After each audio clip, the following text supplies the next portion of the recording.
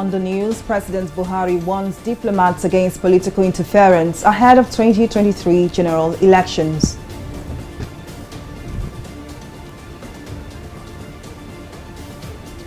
Nigerian troops eliminate ISWAP commanders as 965 terrorists surrender.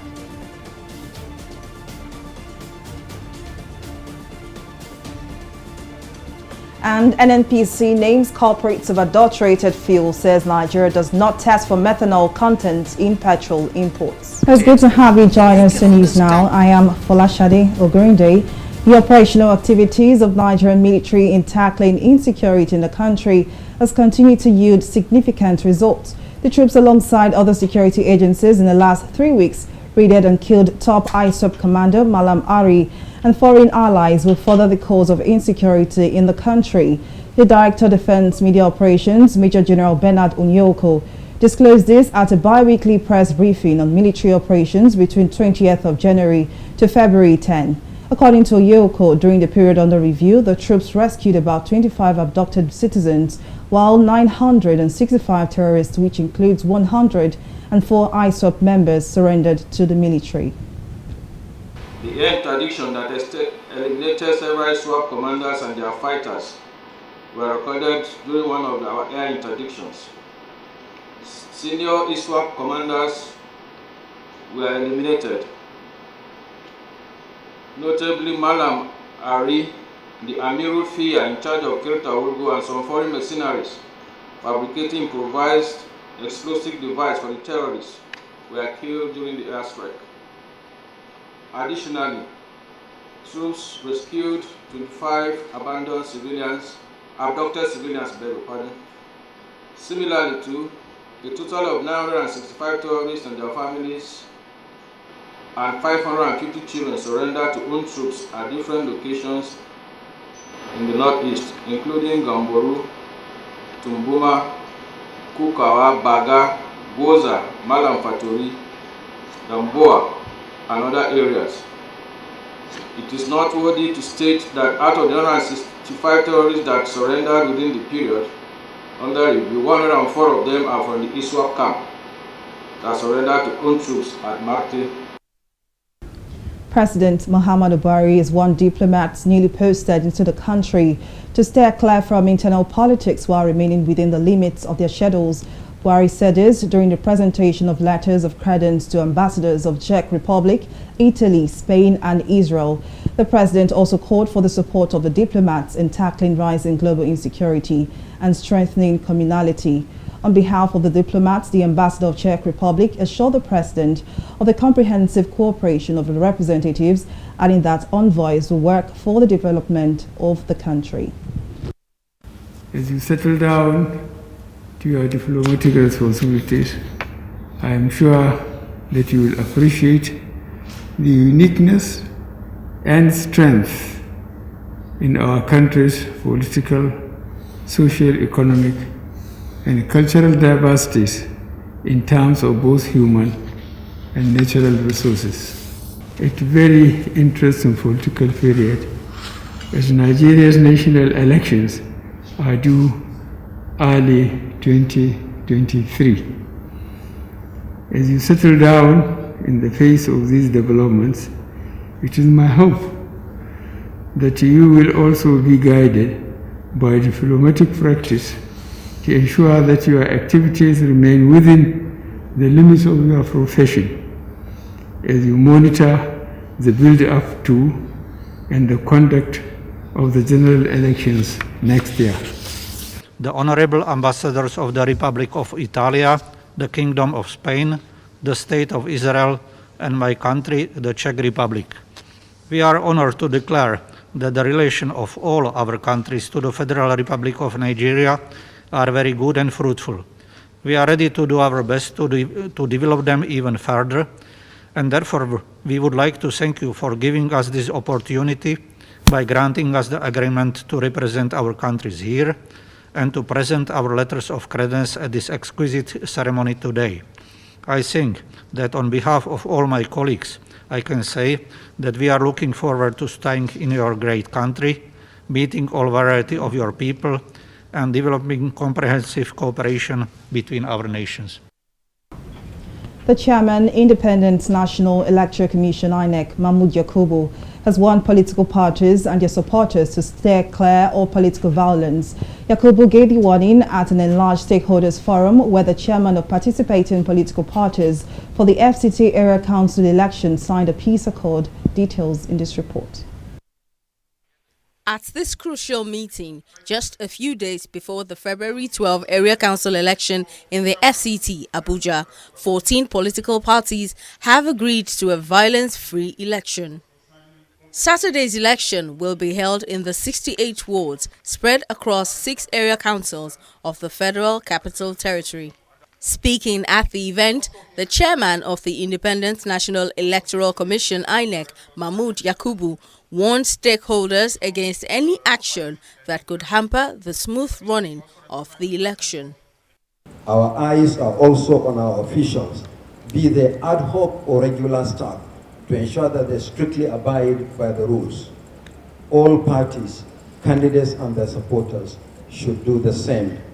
No one will benefit from the disruption of the process or other acts of bad behavior.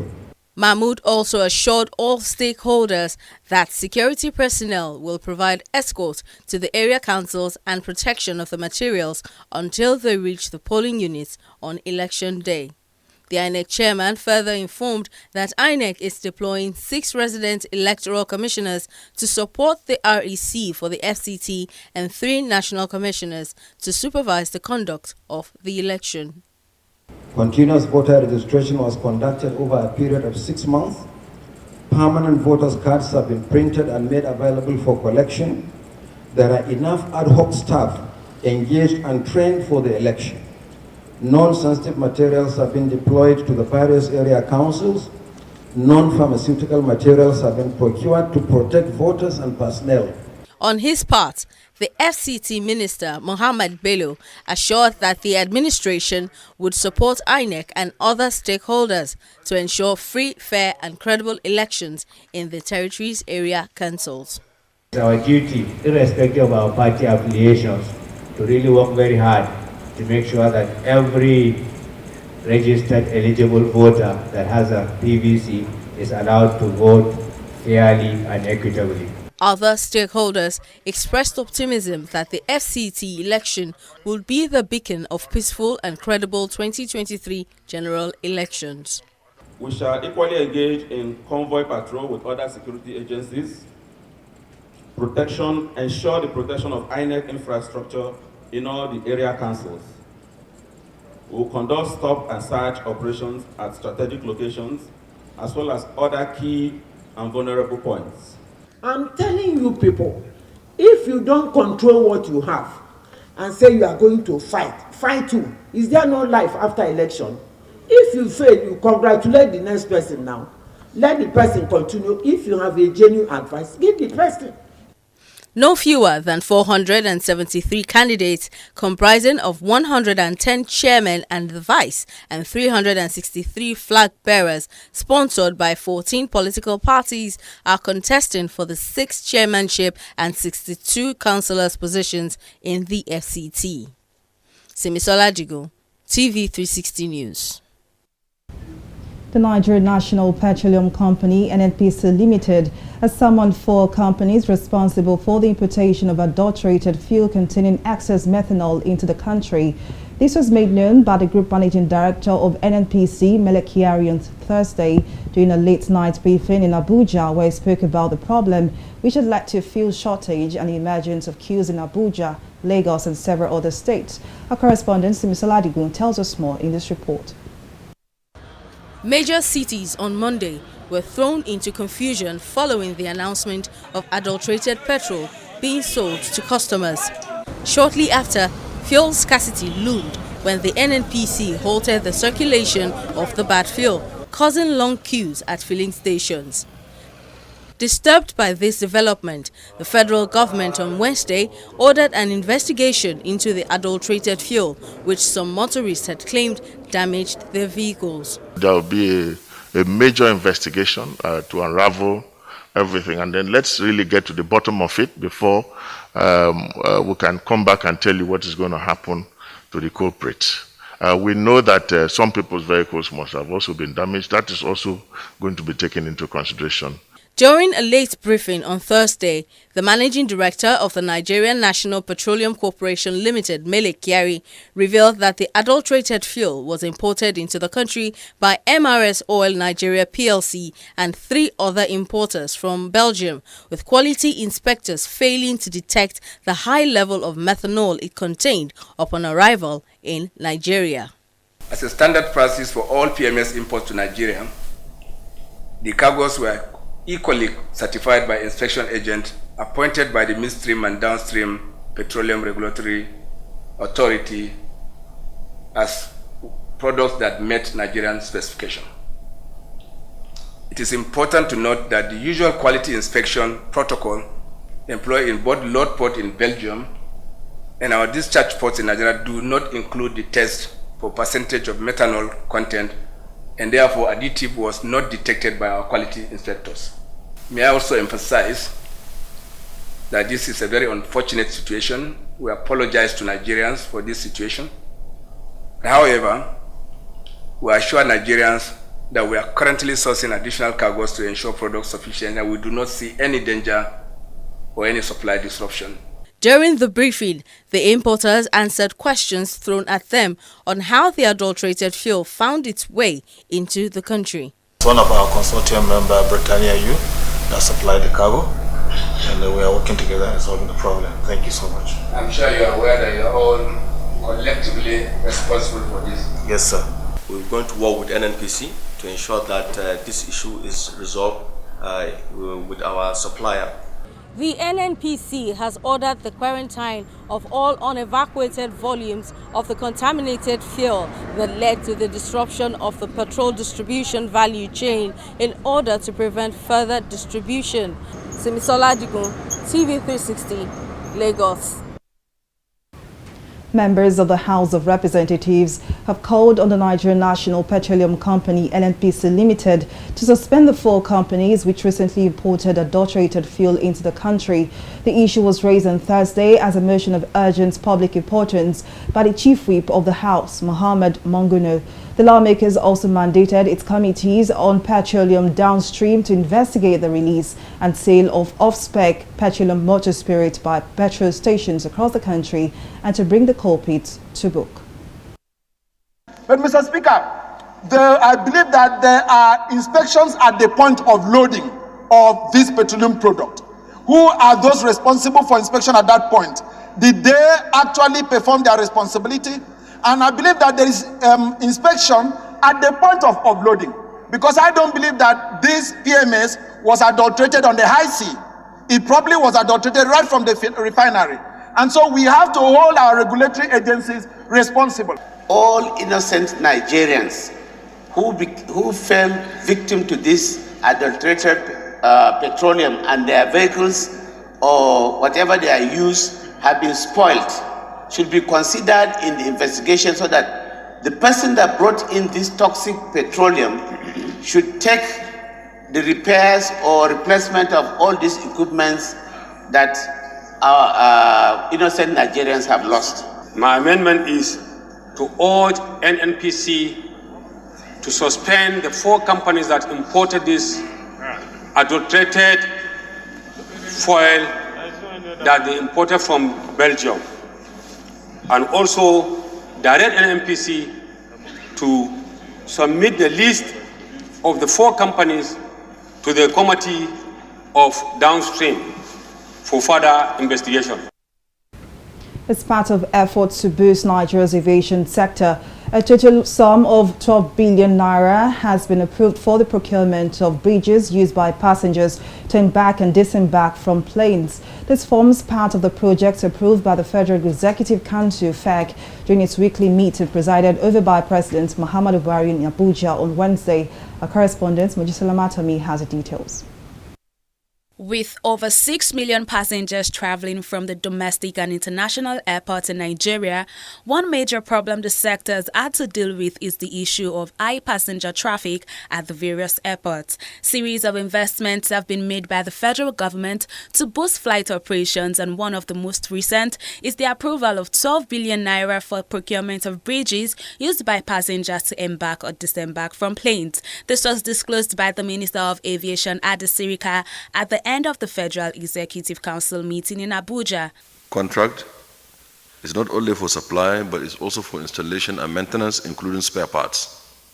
This is part of all that we've been doing to reactivate the failing infrastructure within the country. And of course, Lagos being the major airport in the country, and this will make passenger facilitation easier, safer, and of course it will add value and create more efficiency within the system of that particular airport. On his part, Minister of State for Petroleum Resources, Timothy Silva, says the council has closed out the contracts for the construction of the 17-story local contents building in Yenogwa, which was commissioned by President Buhari at the cost of 1.817 billion naira. The Federal Executive Council closed out the contract of the construction of the 17-story local content building in Yenagua.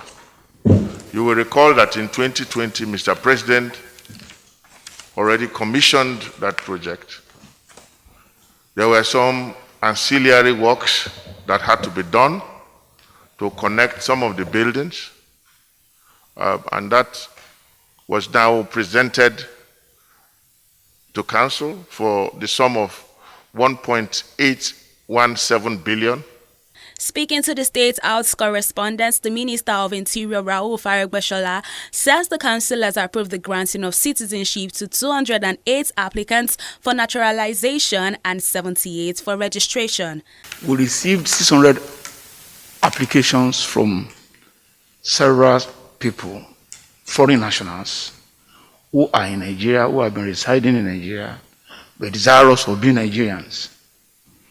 These applicants are from virtually every part of the world. Out of the 600 applicants, the Hierarchic Committee approved for the constitution of the council 280. Also, on the issue of the petrol scarcity in Lagos and Abuja due to importation of adulterated petrol into the country, the council has assured that a probe would be launched. Mojisola Matomi, TV360, Abuja. We'll take a break here, but still to come, Libyan Prime Minister survives assassination attempt. Details of this story and more right after this break.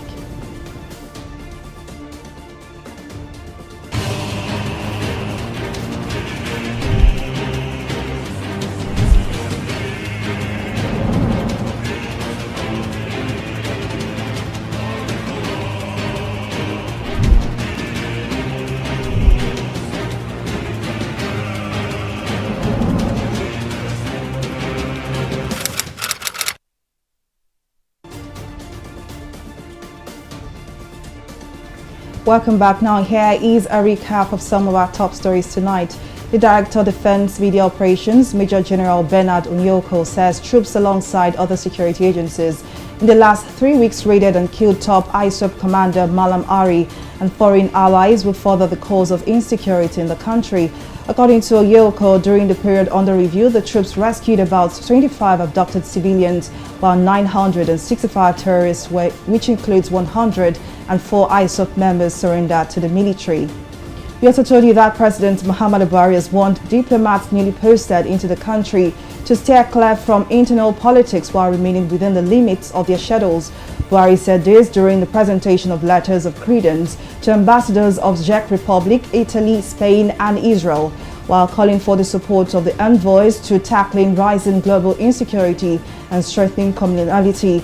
President Buhari also advised the new diplomats to stay within the limits of their schedules and not intrude in the internal politics of the country as countdown to 2023 elections begins. Well, in case you missed any of our news bulletin or for more updates, do log on to our website on www.tv360nigeria.com. You can also follow us on our social media platforms on Twitter, Instagram, YouTube and Google Plus at TV360 Nigeria. On Facebook, we are TV360 Online.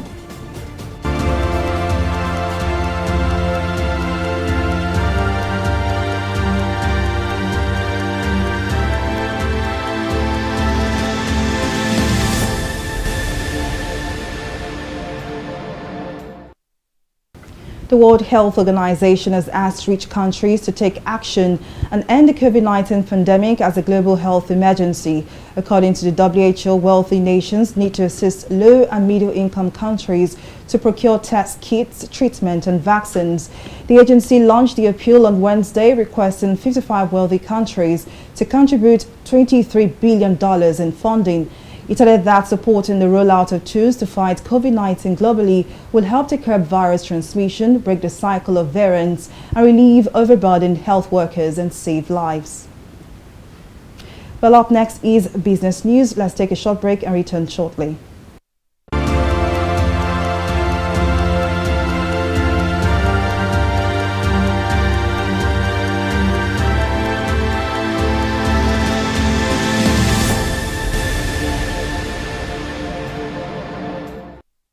In the last 3 years, we have built a multi-purpose center, which is the envy of all in our constituency.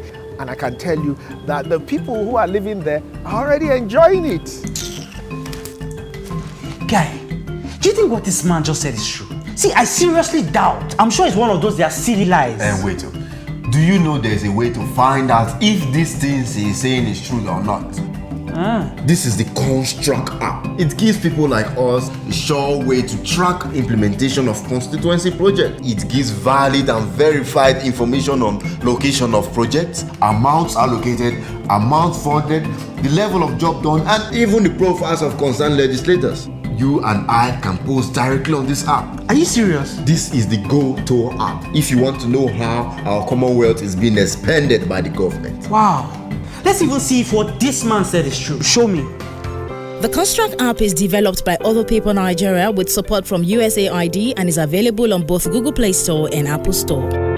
And it's true. Of course, I told you.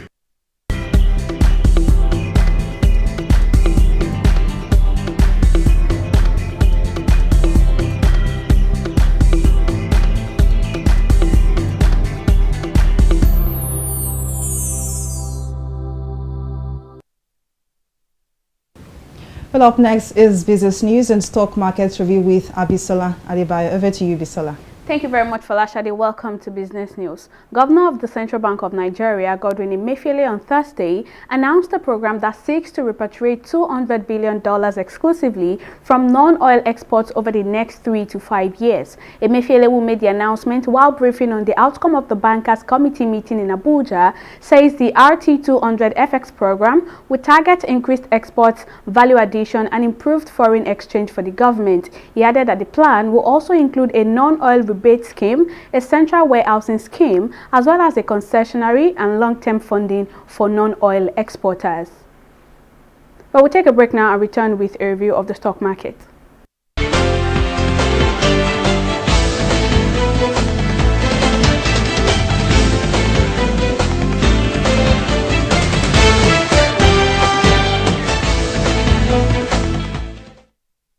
Nigerian equities market furthered its gain on Thursday by 0.27% as investors continue their bargain hunting across key sectors. The market's key performance indicator, which is the all-share index at the end of today's trading, closed at 47.286 basis points. Also, the value of listed stocks on the exchange market increased by 69 billion naira to close at 25.480 trillion naira. Moving on, Guinness Nigeria PLC led the top gainers league after its share price moved up from 50 naira to 55 naira naira, adding 10% during trading. Also, Total Energies rose from 241 naira to 264 naira to land on the gainers counter today, which is why they are both the two top gainers that we have here today. On the flip side, that was our losers list of the day. Veritas Cap and Union Bank of Nigeria led 12 other underperforming stocks at the close of the bell. Over to the activity chart, there was a slight decline in the volume of shares traded today, which is why 198 million units of shares valued at 3 billion naira exchanging hands in 4,294 deals today. While we actually expect the market to maintain this bullish momentum as investors take positions ahead of the dividend season amidst pockets of profit taken this week. But fingers crossed, hopefully these gainers will also reach Friday during the week. On the foreign scene, UK stocks is playing in the greens, joining a rally in global stocks market as investors cheered strong earnings while setting aside concerns about rising interest rates. On the other hand, the Dow Jones slashed heavy losses as Treasury yields jumped after hot inflation data on Thursday. But Japan stocks Nikkei is in the positive territory as it closed at 0.42% at the close of trading. That's all on Stock Market Report. Over to Folashade for the rest of the news. Well, many thanks, Bisila, for that update. Now on the foreign scene, Libyan Prime Minister Abdulhamid Dibeiba has survived an apparent assassination attempt by unknown assailants amid intense factional wrangling over control of the government. The incident happened as Dibeiba was returning home as several rounds struck his car as it was being driven through the capital Tripoli, but he escaped unharmed as the attackers fled, and the incident has been referred for investigation. Rival factions have been vying for control of Libya, and a parliament based in the east of the country is to vote later on Thursday on replacement of a prime minister for a government of national unity. Libya has had little peace or stability since the 2011 NATO-backed uprising against Muammar Gaddafi, and it split in 2014 between warring factions in the east and west part of the country. In celebration of the International Day of Women and Girls in Science, and in order to achieve full and equal access to and participation in science for women and girls, the United Nations General Assembly has called for the empowerment of women and girls to further achieve gender equality. United Nations Secretary General Antonio Guterres made a call in a press conference organized in celebration of the female gender in science and technology. Guterres further called for an end to inequality and barriers preventing women from growing in the technological field. Structural and societal barriers prevent women and girls from entering and advancing in science. The COVID-19 pandemic has further increased gender inequalities, from school closures to a rise in violence and the greater burden of care in the home. The inequality is depriving our world of enormous untapped talent and innovation. We need women's perspective to make sure science and technology work for everyone. We can and must take action, with determination to end discrimination and stereotypes about women in science, and with more rigorous efforts to expand opportunities for women members of minority communities. All of this is especially important in the crucial field of artificial intelligence. There is a direct connection between low levels of women working in AI and absurd gender-biased algorithms that treat men as standard and women as an exception. We need more women developing artificial intelligence that serves everyone and works for gender equality. We also need to reverse trends that keep young women scientists from pursuing careers that help us address the climate and the environmental crisis. I taught engineering. I know from personal experience that young women and men are equally capable and equally fascinated by science, brimming with ideas and ready to carry our world forward. We must ensure that they have access to the same learning and work opportunities on a level playing field. On this International Day of Women and Girls in Science, I call on everyone to create an environment where women can realize their true potential, and today girls become tomorrow's leading scientists and innovators, shaping a fair and sustainable future for all. And now to sports. FIFA has approved the application for change of nationality of Leicester City winger Ademola Lookman from England to Nigeria. Lookman is on loan at the King Power Stadium from RB Leipzig having previously represented Everton and Charlton Athletic. The 24-year-old was born and raised in London but is eligible to play for the Super Eagles as he was born to Nigerian parents. In October 2021, Lookman applied to switch his allegiance to the country of his parents' nationality, and former coach Gennett Rowe included his name in the initial provisional list for the African Cup of Nations. That's it, the size of our news bulletin. Many thanks for watching. I am Fola Shade. A green day. Bye for now.